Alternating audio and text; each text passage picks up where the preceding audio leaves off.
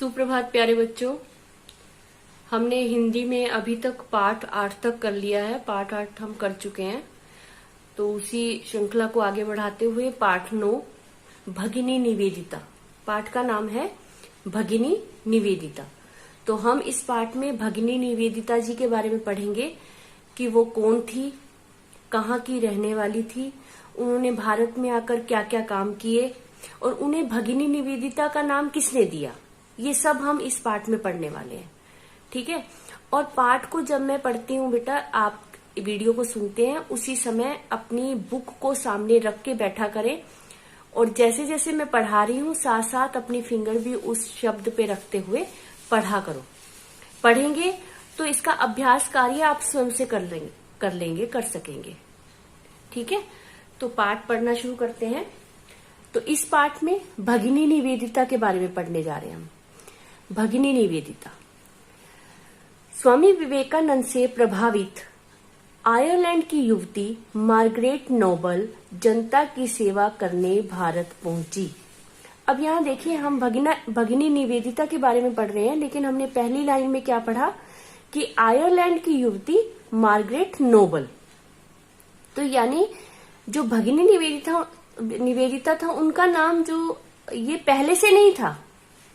पहले उनका नाम क्या था, वो आयरलैंड की रहने वाली थी और उनका नाम मार्गरेट नोबल था, ठीक है।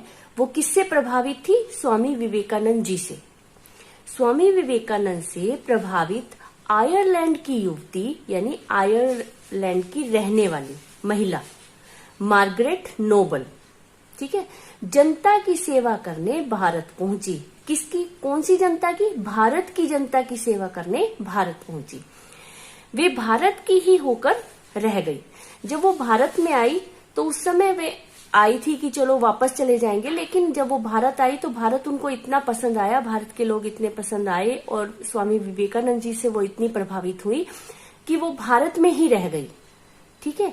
उन्हें नाम दिया गया निवेदिता, यानी पहले उनका नाम था मार्गरेट नोबल और जब भारत आई तो भारत आने के बाद उनको नाम दिया गया भगिनी निवेदिता। भगिनी का मतलब होता है बहन, ठीक है। भगिनी का मतलब होता है बहन। तो यहाँ पर ज्यादातर हम अपने बड़ी जो दीदी होती है या महिला होती है उनको हम बहन करके बुलाते हैं, तो भगिनी तब कहा गया है कि भगिनी निवेदिता। निवेदिता उनको नाम दिया गया और भगिनी निवेदिता यानी बहन निवेदिता, ठीक है। बचपन से ही मार्गरेट, अब उनके बचपन के बारे में यहाँ पे बताया जा रहा है कि वो बचपन में कैसी थी। बचपन से ही मार्गरेट अपने दादा तथा माता पिता के साथ गरीबों की झुग्गी झोपड़ियों में जाकर उनकी सेवा करती थी। कहाँ पर? आयरलैंड में, भारत में नहीं। जब वो बचपन में छोटी थी तब भी वो आयरलैंड में उनके अंदर ऐसे भाव थे, सेवा भाव थे कि वो अपने माता पिता और अपने दादाजी के साथ कहाँ जाती थी? झुग्गी झोपड़ियों में जाती और उनकी सेवा करती थी। आगे चलकर वे छोटे से स्कूल में शिक्षिका बनी। शिक्षिका यानी अध्यापिका, ठीक है।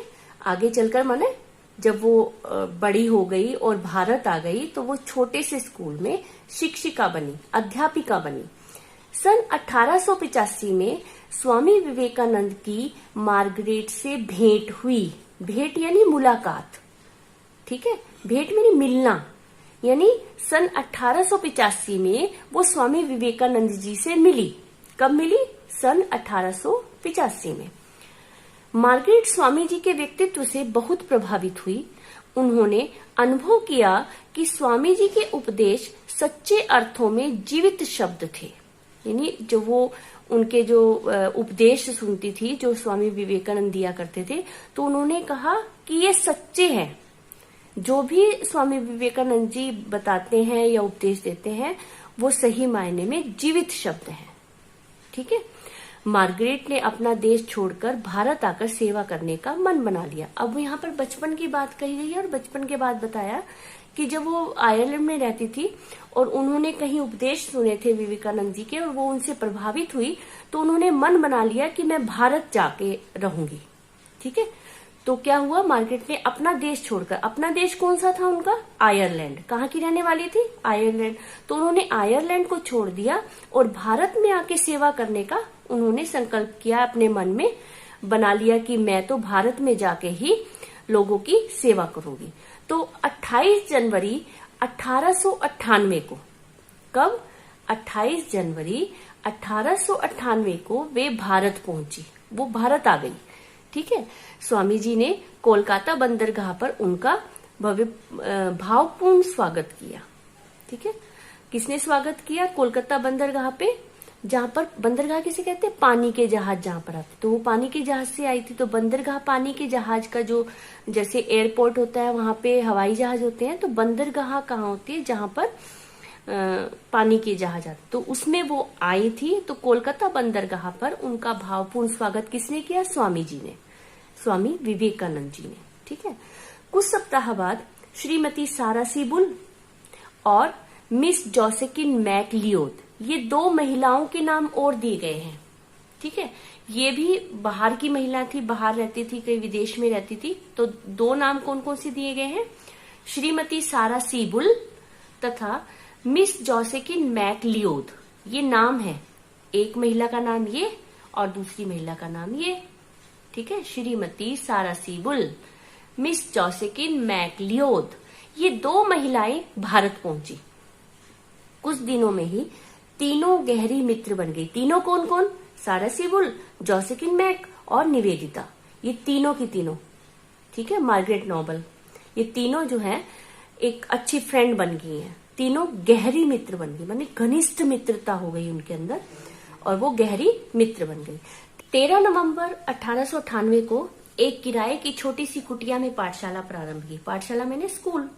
ठीक है, 13 नवंबर 1898 को एक किराए की उन्होंने कुटिया ली, छोटी सी कुटिया, जिसमें उन्होंने पाठशाला प्रारंभ की। किसने? तीनों ने मिलकर, श्रीमती सारा सीबुल ने, जोसेकिन मैकलियोड ने और मार्गरेट नोबल ने, तीनों ने मिलकर एक पाठशाला प्रारंभ की।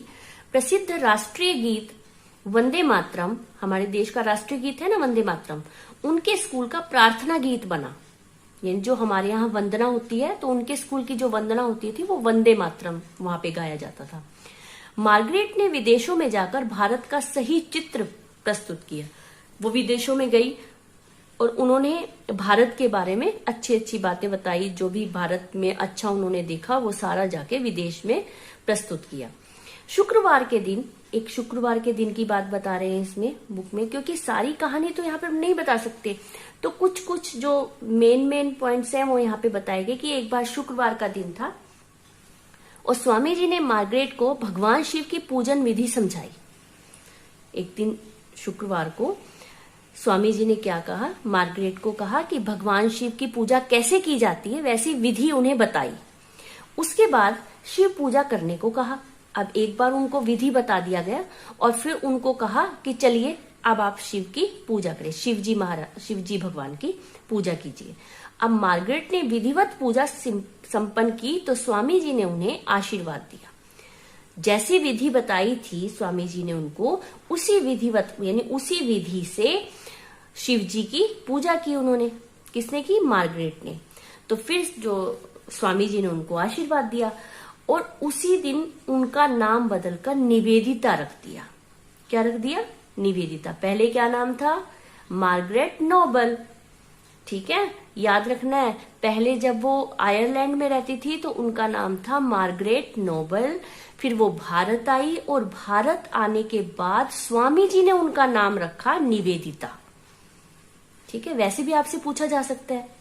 ठीक है, तो आपके जो रूम का नाम है वो भी निवेदिता से है ना, भगिनी निवेदिता के बारे में। ठीक है, तो वहां पे उन्होंने कहा कि भगिनी निवेदिता कब रखा गया? भारत में आने के बाद। और किसके द्वारा रखा गया? स्वामी विवेकानंद जी के द्वारा। ठीक है, अब कोलकाता में प्लेग की भयंकर बीमारी फैली। कोलकाता में प्लेग की भयंकर बीमारी फैली। अब भयंकर बीमारी माने बहुत ज्यादा भयंकर बीमारी, जैसे अब कोरोना चल रहा है, अब कोरोना की बीमारी चल रही है ना, ऐसे ही कोलकाता में प्लेग की बीमारी फैली थी उस समय। तो निवेदिता ने ऐसे समय में लोगों का जीवन बचाने का संकल्प किया। ऐसे ही लोग मर रहे थे जैसे अब कोरोना से मर रहे हैं, कोरोना से परेशान है सभी लोग, वैसे ही प्लेग से परेशान थे। तो हॉस्पिटल्स में सभी रोगी भरे हुए थे, बहुत ज्यादा तादाद में सब बीमार थे और सब हॉस्पिटल्स में सब में जो है बीमार लोग जा रहे थे। तो निवेदिता ने क्या कहा कि मैं उन लोगों का जीवन बचाऊंगी। उन्होंने ऐसा संकल्प किया। वह रोगियों की सेवा में जुट गई। निवेदिता ने दिन रात लगातार, दिन में भी रात में भी लगातार बिना छुट्टी के 30 दिन तक सेवा कार्य किया, रोगियों की सेवा की। राष्ट्र के युवा वर्ग के लिए, जो नौजवान वर्ग थे राष्ट्र में, जो हमारे देश के जो नौजवान वर्ग था, उनके लिए जो है निवेदिता एक आदर्श बन गई, रोल मॉडल बन गई। लास्ट के जो देखो एक वाक्य लिखा गया है कि मेरे जीवन की यह भटकती हुई नाव अब डूबना चाहती है। क्या कह रही वो? मेरे जीवन की यह भटकती हुई नाव अब डूबना चाहती है। मुझे उज्जवल भविष्य की किरणें दिखाई दे रही हैं और बस यही महान भगिनी निवेदिता के अंतिम शब्द थे। इस पाठ में बताया गया कि वो जब उनका देहावसान हुआ तब उन्होंने क्या वाक्य बोला। उन्होंने कहा कि मेरे जीवन की भटकती हुई नाव अब डूबना चाहती है, मुझे उज्जवल भविष्य की किरणें दिखाई दे रही हैं और बस यही महान भगिनी निवेदिता के अंतिम शब्द थे। ये हमने पाठ पढ़ लिया। पाठ 9 भगिनी निवेदिता के बारे में पढ़ा और काफी अच्छे से पढ़ लिया है। मुझे लगता है कि आप प्रश्न उत्तर अपने आप से लिख पाएंगे। शब्दार्थ आप यहाँ से पढ़ें, प्रश्न उत्तर लिखने का प्रयास करें। वैसे मैं आपको भेज दूंगी, लेकिन अभी हम देखते हैं कि इस पाठ के शब्दार्थ क्या हैं। शिक्षिका, अब मैंने यहाँ पे भी बताया था आपको कि शिक्षिका का अर्थ है अध्यापिका। ठीक है।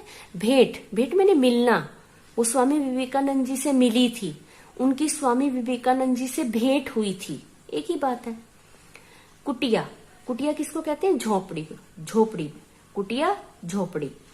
गहरी, अधिक, गहरी मीन्स अधिक। घनिष्ठ, बहुत गहरी मित्रता थी तीनों में बहुत गहरी मित्रता थी। ठीक है। तो गहरी का मतलब यहाँ पे बहुत ज्यादा अधिक। उपदेश, शिक्षा, जो स्वामी विवेकानंद उपदेश देते थे वो शिक्षा देते थे, जैसे ज्ञान देना, उपदेश देना, शिक्षा, ज्ञान देना, शिक्षा देना। ठीक है। प्रश्न उत्तर है, प्रश्न है भगिनी निवेदिता कहाँ की रहने वाली थी। अब आप खुद से लिख सकते हैं। देखिए, एक 1 वर्ड में उत्तर कभी मत लिखें, एक शब्द में उत्तर ना लिखें। पूरा प्रश्न है तो प्रश्न के अकॉर्डिंग ही उत्तर लिखने का प्रयास करें। अब देखो यहाँ लिखा हुआ है भगिनी निवेदिता कहाँ की रहने वाली थी। सारा प्रश्न में से है, सिर्फ कहाँ की जगह हमने आयरलैंड लगाना है। भगिनी निवेदिता आयरलैंड की, कहाँ हटा देंगे? आयरलैंड आ जाएगा। भगिनी निवेदिता आयरलैंड की रहने वाली थी। पूरा प्रश्न का उत्तर बन गया। भगिनी निवेदिता का पहले क्या नाम था? अब आपको पता है ना पहले क्या नाम था? मार्गरेट नोबल था। तो हम यहाँ पे लिखेंगे भगिनी निवेदिता का पहले नाम मार्गरेट नोबल था। पूरा उत्तर लिख दिए। स्वामी विवेकानंद से भगिनी निवेदिता की भेंट कब हुई? अब देखो इसमें से प्रश्न में से आ जाएगा, स्वामी विवेकानंद से भगिनी निवेदिता की भेंट सन 1885 में हुई। बस हमने इतना सा याद करना है, सन 1885 में हुई। स्वामी जी के उपदेश सच्चे अर्थों में क्या थे? देखो सारा प्रश्न में से सिर्फ एक शब्द आएगा उत्तर में। स्वामी जी के उपदेश सच्चे अर्थों में जीवित शब्द थे। कौन से शब्द थे? जीवित शब्द थे। भगिनी निवेदिता ने किराए की कुटिया में क्या प्रारंभ किया? भगिनी निवेदिता ने किराए की कुटिया में पाठशाला प्रारंभ की। ठीक है। नेक्स्ट है, भगिनी निवेदिता को यह नाम किसने दिया? भगिनी निवेदिता को यह नाम स्वामी विवेकानंद जी ने दिया। ठीक है बेटा। आगे है, उपयुक्त शब्दों से रिक्त स्थानों की पूर्ति कीजिए। अभी ये मेरे पास पुरानी किताब है, इसमें एक ये शायद चेंज हुआ हुआ है। अगर आपके बुक में चेंज हुआ हुआ हो तो इसको आप अपने पार्ट के अकॉर्डिंग फिल कर लेना। ठीक है। क है, मार्गरेट डैश में जाकर सेवा करती थी। अभी आपको पता हो चुका होगा, क्योंकि आपने पाठ को अगर सुना है ध्यान से या पढ़ा है तो आपको पता है कि मार्गरेट झुग्गी झोपड़ियों में जाकर सेवा करती थी। वह छोटे से स्कूल में डैश बनी। क्या बनी? शिक्षिका बनी। ठीक है। राष्ट्रीय गीत डैश उनके स्कूल का प्रार्थना गीत था। कौन सा राष्ट्रीय गीत कौन सा है हमारे देश का? वंदे मातरम। ठीक है। कोलकाता में डैश की भयंकर बीमारी फैली। कोलकाता में प्लेग की भयंकर बीमारी फैली। ठीक है, ये आप रिक्त स्थान बुक में ही कर लें। नेक्स्ट है, निम्नांकित शब्दों की सहायता से वाक्य पूर्ण कीजिए। ये आप अपने आप करेंगे तो ज्यादा बेहतर रहेगा, क्योंकि इसके लिए आप पाठ को पढ़ेंगे और पाठ को पढ़ने के बाद ही आप इसे लिखेंगे और आप सभी ने ये लिखना है। थोड़ा सा आइडिया मैं आपको दे देती हूँ कि यहाँ पर आयरलैंड शब्द लिखा हुआ है, तो आयरलैंड को हम जोड़ते हुए ये वाक्य पूरा करेंगे। जैसे आयरलैंड को हमने जोड़ा और आयरलैंड की युवती मार्गरेट नोबल जनता की सेवा करने भारत पहुंची। ठीक है। अब नेक्स्ट है गरीबों की। अब आगे क्या लिखेंगे कि गरीबों की सेवा करने के लिए वो झुग्गी झोपड़ियों में जाती थी। गरीबों की सेवा करने के लिए वह झुग्गी झोपड़ियों में जाती थी। तीनों गहरी मित्र बनी। ठीक है, इसका आगे क्या बनेगा? तीनों गहरी मित्र बन गई। अब है निवेदिता।